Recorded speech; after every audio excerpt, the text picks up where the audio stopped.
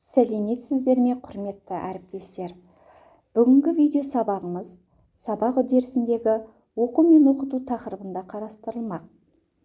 Белсенді оқытудың стратегиялары 8 мақсатта қарастырылады. Бірінші, нұсқау беру және айту, көрсету және модельдеу, түсіндіру және сипаттау, сұрақ қою және талқылау, зерделеу және зерттеу, бекіту және қолданысқа енгізу, рефлексия және бағамдау, қорытынды шығару. Егер де осы стратегияларды сабақ құру кезінде тиімді қолданған жағдайда ғана заманауи сабақтың белгілі бір оқу мақсатына сәйкес құрымдалғаны байқалады. Осы сөзімді дәлелдемек ретінде әрі қарай видео сабағымды 7-ші Б сынып оқушыларына Бауыржан Момышұлы ағамыздың 110 жыл толуына байланысты дара тұлға Бауыржан Момышұлы тақырыбында жалғастырамын. Сабақтың тақырыбы дара тұлға Бауыржан Момышұлы. Сабақ мазмұны: оқу мақсаттары, қанатты сөздер, бейне жазба, проблемалық сұрақтар, фраер моделі, сағыныш хат, кері байланыс. Оқу мақсаттары: тыңдалған мәтіннен проблемалық сұрақтарға деректер келтіре отырып, дәлелді жауап беру. Тыңдалым материалдары бойынша тірек сөздер мен сөз тіркестерінен жинақы мәтін жазу. Ешкім іштен батыр болып тумайды. Батырлық та мінез секілді өскен орта, көрген тәрбиеге байланысты қалыптасады. Бауыржан Момышұлының қанатты сөзі. Сабағымыз арғарап жалғасын табады. Оқушылар Бауыржан Момышұлының өз дауысындағы бейне жазбаны тыңдап, ондағы сөз тіркестерін түртіп алып, сөйлем құрайды. Ұлы Отан соғысының жалынына шарпылмаған біздің елде бірде-бір семей жоқ. Соғыс қайғысы, соғыс мұңы әрқайсымыздың басымызда болады. Солдаттың сағынышы, ата-ананың қайғысы, жардың мұңы, жетім-жесірдің көз жасы әрқайсымыздың басымыздан өтті. Мен өзім 40 жыл қырғында тірі қалған жандардың бірімін. Сол сұрапыл қырғын соғыста еліміздің талай саңлақ батырларының, ақылды ерлерінің қаза тапқанын мен өзім көзімменен қан майдан көрген. Менен артық, менен батыр, менен ақылды жігіттер өліп кеткен көзіммен көрген. Олардың имандары жолдас болсын. Ал балалар, Бауыржан Момышұлының өз дауысы бойынша бейне жазбасын тыңдап болсақ, сөз тіркесін түртіп алдық па? Кәне, сөз тіркесін түртіп алған сөз тіркестеріңізді атаңыздаршы. Мен бірінші. Сұрапыл соғыс, саңлақ батырлар, ақылды ерлер. Келесі. Солдаттың соғыс мұны, жесірдің көз жасы. Ұлы Отан соғысында солдаттар өз отбасын, жақындарын, елін қорғау үшін өз жанын құрбан етті. Олар 4 жыл бойы соғысты. Әр солдаттың кеудесінде сағыныш сезімі ұялайды. Жарайсын. Келесі. Ұлы Отан соғыс мұңы, соғыс қайғысы. Ұлы Отан соғысы кезіндегі мұң мен қайғы өте ауыр болды. Жақсы, балалар. Сөз тіркестерін түртіп алғандарыңыз өте дұрыс. Ал балалар, бүгінгі тақырыбымыз бойынша 6 стратегиясы бойынша проблемалық сұрақтарға жауап беріңіздер. Бірінші сұрақ: неге Ұлы Отан соғысы басталды? Апай, мен жауап берейін. Ұлы Отан соғысы 1941 жылы немістер қазақ елін жаулап алуға тырысқаннан басталды. Қазақ елі немістерге қолы болмау үшін ата-бабаларымыз өз елін құтқару үшін соғысқа қатысты. ұлы байтақ елін қорғап қалу үшін батырлар солай соғыс басталды. Немістер қазақ елін жаулап алудан тырысқаннан. Сосын қазақ елі жауланбау үшін соғысқа кетті. Жарайды. Жалпы ұлы отан соғысының басталу себебі отанымызды жаулар басып алу үшін еді. Жарайды, екінші сұрақ. Мәншүк Мәметова, Әлия Молдағұлова өз еріктерімен соғысқа неге барды? Кім айтады? Мәншүк Мәметов, Әлия Молдағұлова өз елдердің патриоты болған. Елдерін жаудан қорғағысы келіп, өз ерліктерін еш қорықпастан, еш саспастан көрсетті. Жарайды. Үшінші проблемалық сұрақ. Соғыс, жеңіс сөзін естігенде адамдар қандай күйде болады? Соғыс сөзін естігенде адам қатты шошынады, ал жеңіс сөзін естігенде соғыстан кейінгі қайғыдан сәл мұңаяды, бірақ жеңіс сөзін естіп қатты қуанады. Жарайсын. Келесі. Жеңіс күнін қай айда атап өтеміз? Ал жеңіс күнін қай айда атап өтеміз, балалар? Айта ғой. 6 айда 9 мамырда. Жарайсыңдар.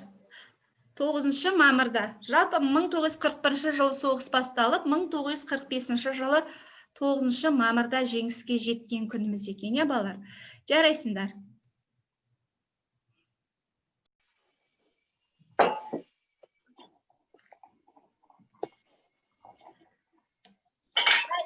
Фрайер моделі бойынша Бауыржан Момышұлының әрбір іс-әрекеттерін, анықтамасын, ұлы жеңістің ерекшеліктерін, сұрапыл соғыста пайдаланған қару-жарақтардың сипаттамаларын және қорытындылау бойынша сабағымызды аяқтайық. Фрайер әдісі моделі бойынша. Ал анықтамасын кім айтады? Ұлы жеңістің анықтамасы туралы. Айта ғой, Асылай. Отан соғысынан аман-есен қайтып оралып жатқан ардагерлеріміздің саны жыл өткен сайын азайып бара жатты. Олардың қанымен, тәнімен, жанымен жеткен бұл күнді ұлы жеңіс деп атаймыз. Ұлы жеңісті біз ешқашан да ұмытпауымыз керек. Бұл ұлы мереке. Жарайсын, анықтамасы. Жалпы ұлы жеңіс біздің күні ұлы мерекеміз. Ерекшеліктері жайында кім айтады? Жалпы ұлы жеңіс несімен ерекшеленеді? Мадина, бастай ғой. Біз ұлы отан соғысында жеңіске өз еңбегімізбен, өз ынтымақтастығымызбен жеттік. Ол үшін әрине бізге еңбек талап етеді. Қаншама халық бір отан астында бірігіп жеңу үшін бәрін аямай, жауларын аямады. Осы ұлы отан соғыс Қазақстанда Мәншүк Мәметова, Әлия Молдағұлова, Бауыржан Момышұлы сияқты көптеген батырларымыз қатысты. Жарайсын. Жалпы ұлы жеңістің батырларымызды атап кетпесек болмас. Келесі. Жалпы сұрапыл соғыста пайдаланған заттардың сипаттамаларына кім жауап береді? Сәулет. Ол жылдары қолданылған заттар, соғыста болған құралдар, олар ішіне ұшақ және танкі кіреді, және соғыс кезінде жарақаттанған адамдарға көмектесу ретінде көмектесу үшін майданға дәрі-дәрмектер жіберілген. Және де ол ардагерлерден кейін сол соғысқа қатысқан үшін мәңгілік алау жасалған. Мәңгілік алау ол біздің ардагерлер еске түсіп және құрметтеу үшін қойылған. Жақсы. Келесі. Қорытындылай кетейік. Жалпы бүгінгі тақырыбымызды қалай қорытындылайсыздар, кәне? Қорытынды. Айсел. Жылда келе, ардагерлеріміздің құрметіне әр қала мен облыстарда түрлі іс-шаралар өткіземіз. Біз ардагерлеріміздің ешқашанда ұмытпауымыз керек. Ата бабаларымыз аманат етіп кеткен жерімізді сақтап, ұлы жеңісімізді ұмытпауымыз керек деп ойлаймын. Жақсы. Ал онда балалар, осы фрайер әдісі бойынша анықтамасын, ерекшелігін, сипаттамаларын және оның қорытынды бойынша талқыладық. Енді осы ұлы жеңіске арнап екі ауыз кім өлең? Мен осы ұлы жеңіске арнап өлең айтсам бола ма? Аха, айта ғой. Батыс жақтан бір қалып төнді келіп, таңыл таңдеп кеңестің кеңістігін. Ақырында бабалар белеңді алып бір жолата құлатты неміс туын. Есепсіз ерліктердің арқасында тойлап жұмыс тәуелсіздік мерекесін. Өте жақсы, керемет. Ал онда балалар, сабағымызды жалпы кері байланысы арқылы. Жалпы кері байланыстан алдын сіздерге сағыныш хат берем. Сағыныш хат. Жалпы өздеріңіз ардагерлерге арнап сағыныш хат жазыңыздаршы. 1 минут уақыт берем. Уақыттарыңыз кетті.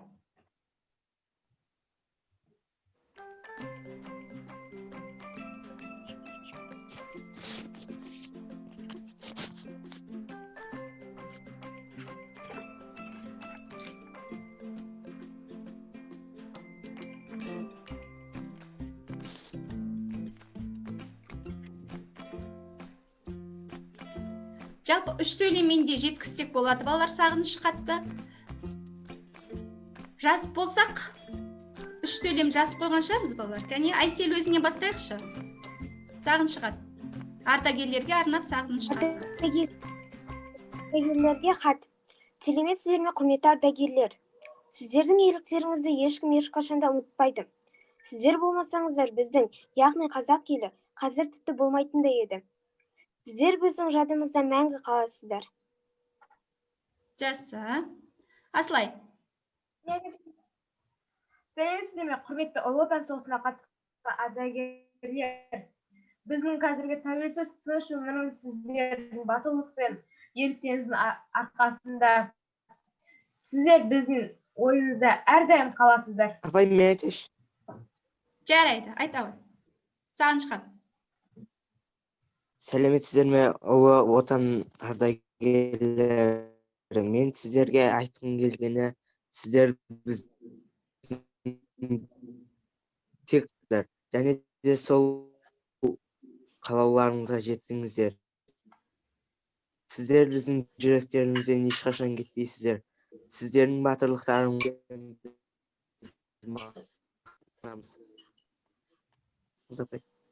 Жарайсыңдар. Болды. Жақсы, балалар, онда бүгінгі сабағымызды аяқтай келе, жалпы кері байланыс бересіздер. Бүгінгі кері байланысымыз біздің 5 бармақ тәсілі арқылы. Онда балалар, келесі сабақта кездескенше, қош сау болыңыздар.